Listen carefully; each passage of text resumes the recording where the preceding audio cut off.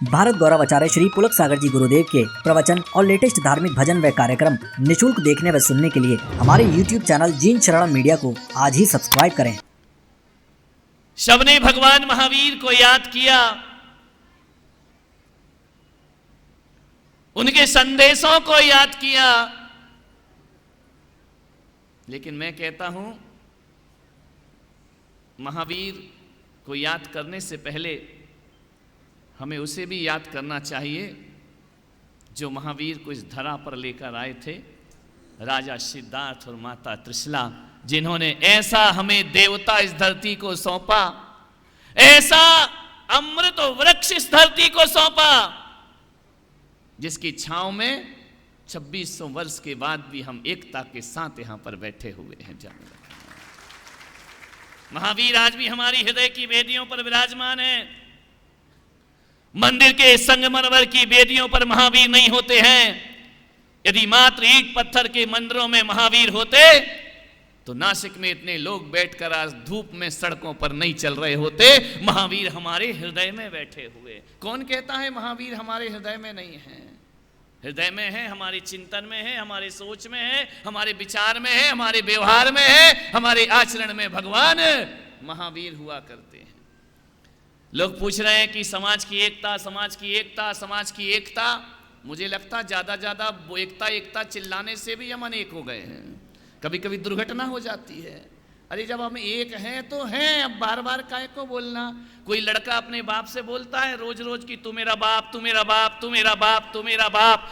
यदि रोज रोज बोलेगा तो डाउट पैदा हो जाएगा कि है या नहीं है। हम तो एक ही हैं मेरे भाई, हम अलग कहाँ हैं? किसने कहा हम अलग हैं? हम एक हैं, एक थे और एक रहेंगे।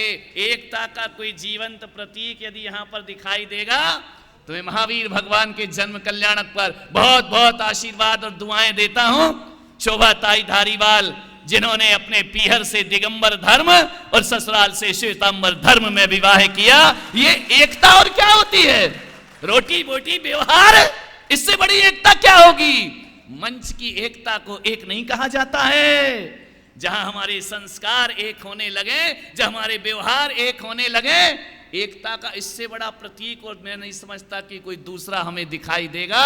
और ऐसा प्रतीक कि रसिक सेठ जैसा व्यक्तित्व, उन जैसा व्यक्तित्व, हालांकि मुझसे एक बार ही उनकी मुलाकात हुई थी, लेकिन जब से शोभा ताई से मिला हूं लगता है रोज रोज उनसे मुलाकात होती है, रोज रोज उनकी बात होती है, उनके व्यवहार की। उनके बारे में कुछ बोलना बहुत कम है, सब जानते। कौन नहीं जानता रसिक सेठ को? एक बात ध्यान रखना, एक ही चीज मैं आपसे कहने जा रहा हूं। भगवान महावीर के जन्मोत्सव पर एक बार हमें सोचना है, विचार करना है। मैं चाहूं तो प्रवचन 2 लाइन में खत्म कर सकता हूं। कर दूं? क्यों? पैसा देके बुलाया मुझको कि बोलते जाओ बोलते जाओ। 2 लाइन में प्रवचन खत्म हो जाएगा।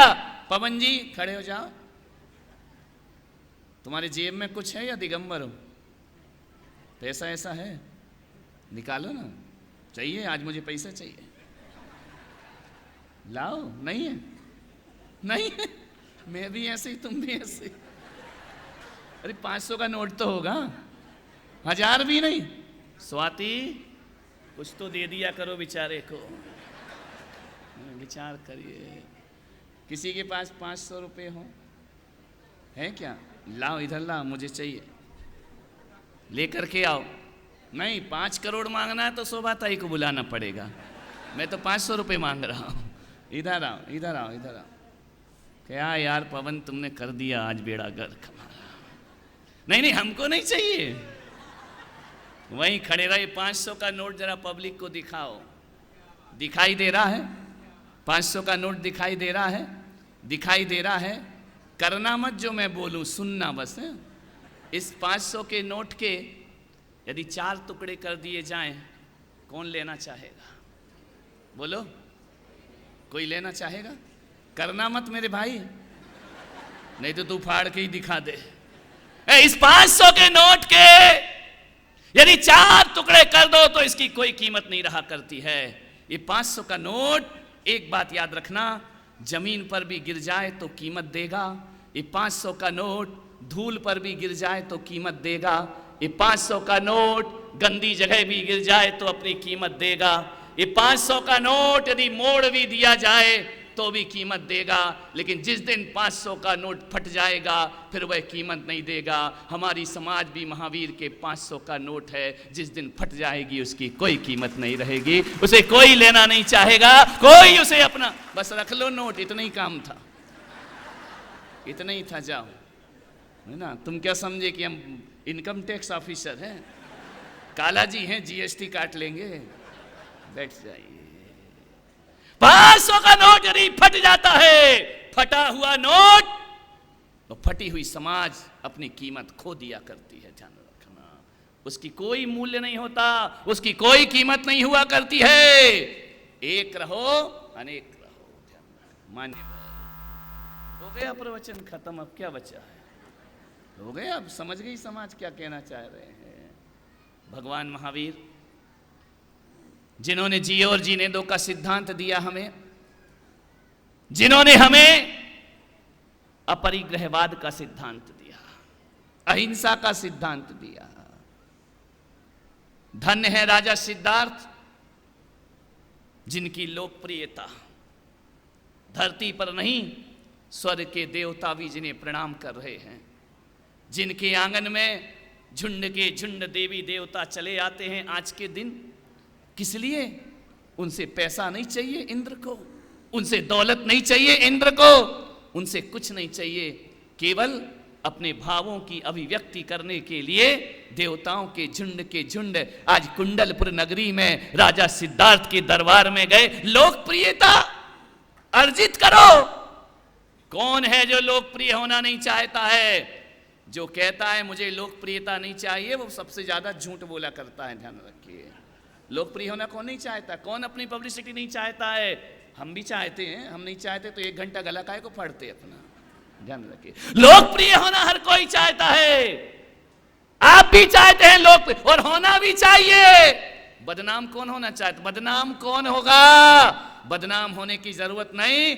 धरती पर आए हो तो एक बात याद रखना, कुछ काम करके जाना। दुनिया में आने वाले वो जाते हैं रोज लाखों बेकार खाने वाले, जाते हैं रोज लाखों बेकार। आए हो कुछ करके जाओ, दुनिया मरने के बाद याद करे। ऐसे जिए, खाया पिया, बच्चे पैदा किए, मकान बनाया, घर में जिए, घर में खाए, घर के लिए जिए, कोई तुम्हारी मजार पे दीपक जलाने वाला नहीं मिलेगा मेरे भाई। और यदि कुछ करके गए तो दुनिया में रहो या ना रहो, तुम्हारी यश कीर्ति इस दुनिया में सदियों सदियों फैला करती है। राजा सिद्धार्थ अपने आप में महान, भगवान महावीर अपने आप में महान। कभी कभी ऐसा होता है कि महान बाप की निकृष्ट औलाद हो जाती है, कभी कभी ऐसा होता है पिता महान होते हैं और औलाद निकृष्ट हो जाया करती है। और कभी कभी ऐसा होता है कि बेटा महान हो जाता है, माँ बाप निकृष्ट हो जाया करते हैं। लेकिन कुंडलपुर नगरी में ऐसा नहीं था। सिद्धार्थ अपनी वजह से महान थे और महावीर अपनी वजह से महान थे। महान पिता के महान पुत्र, महान पिता के महान पुत्र कोई हुए तो आज के दिन भगवान महावीर इस धरती पर हुए। पिता की महानता अलग थी और बेटे की महानता। मैं आपसे निवेदन कर रहा हूं, अपने बच्चों को इतने संस्कार दो, ऐसी शिक्षाएं दो कि तुम्हारा बेटा विद्वानों की सभा में आगे बैठने की ताकत रखता हो। ध्यान रखिए, इतना संस्कार तुम्हें देना पड़ेगा। वो संतों से बात कर सकता हो, वो महापुरुषों के पास बैठने की ताकत पैदा करता हो। महापुरुष जिससे बात कर सकें, ऐसे संस्कार अपनी औलाद को दो। और औलाद से भी मैं निवेदन करूंगा, आज महावीर जयंती पर अपना जीवन ऐसा जियो, अपना जीवन ऐसा जियो, अपनी जिंदगी ऐसी जियो कि तुम्हारे पिता से जब सड़क पे कोई मिले तो लोग बोले कि बताओ भाई साहब, बताओ सेठ, तुमने कौन से पुण्य किए थे जो महावीर जैसा बेटा तुम्हारे घर में पैदा हुआ है? तुमने ऐसा कौन सा पुण्य किया था? ऐसी कौन सी पुण्याई थी जो ऐसे पुत्र को तुमने जन्म दिया? ये पिता का भी फर्ज है और बेटे का भी, दोनों को अपने अपने फर्ज निभाना होंगे। औलाद का भी दायित्व है और माँ बाप का भी दायित्व है। क्या तुमने संस्कार दिए अपने बच्चों को? कि महापुरुष, ध्यान रखना, संत ना बन सको तो कोई बात नहीं, संतों की पिच्छी पकड़ने की ताकत ना हो तो कोई बात नहीं, इतने संस्कार तो लाओ कि संतों का कमंडल पकड़ के उनके साथ चलने की औकात हमारे अंदर पैदा हो जाए, तो महावीर जयंती मनाना सार्थक होगा। कैसे पुत्र हुए महावीर? जिन्होंने जन्म से पहले माता त्रिशला और भगवान राजा सिद्धार्थ को जगत पूज्य बना दिया। ध्यान रखना, सारा जगत आकर अपना मस्तक झुकाने लगा। सौधर्मेंद्र हाथ जोड़कर माता पिता का खड़े हैं, और आज की औलाद ऐसे काम करती है कि माँ बाप जिंदगी भर इज्जत कमाते हैं और औलाद उसे बर्बाद कर दिया करती है। ध्यान रखना मान्यवर, ऐसे भी लोग होते हैं दुनिया में, अच्छे भी होते हैं और बुरे भी होते हैं।